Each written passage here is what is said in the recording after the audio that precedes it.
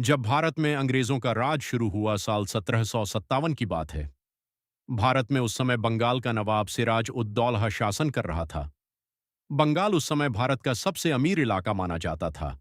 लेकिन उसी समय भारत में व्यापार करने आई ब्रिटिश ईस्ट इंडिया कंपनी धीरे धीरे अपनी ताकत बढ़ा रही थी। नवाब सिराज उद दौला को शक था कि अंग्रेज सिर्फ व्यापार नहीं बल्कि बंगाल पर कब्जा करना चाहते हैं। इसलिए उसने अंग्रेजों के खिलाफ सख्त कदम उठाए। इससे अंग्रेज बहुत नाराज हो गए।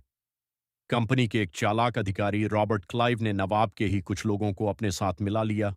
इनमें सबसे बड़ा नाम था मिर्जा जाफर, जो नवाब की सेना का सेनापति था। 23 जून 1757 को बंगाल के प्लासी नाम की जगह पर युद्ध शुरू हुआ। एक तरफ नवाब सिराजुद्दौला की बड़ी सेना थी और दूसरी तरफ अंग्रेजों की छोटी सेना। लेकिन इस लड़ाई में सबसे बड़ा खेल विश्वासघात का था। जब युद्ध शुरू हुआ तब मीर जाफर और उसकी सेना ने नवाब का साथ नहीं दिया। उन्होंने चुपचाप अंग्रेजों का साथ दे दिया। इसी विश्वासघात की वजह से नवाब सिराज उद दौला की सेना कमजोर पड़ गई और अंत में अंग्रेजों की जीत हो गई।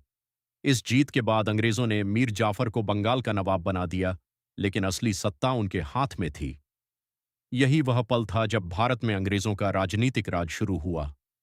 प्लासी की यह छोटी सी लड़ाई भारत के इतिहास का सबसे बड़ा मोड़ बन गई। यहीं से अंग्रेज धीरे धीरे पूरे भारत पर कब्जा करते गए और लगभग 200 साल तक भारत पर शासन किया। इसलिए कहा जाता है कि प्लासी की लड़ाई ने भारत की किस्मत ही बदल दी।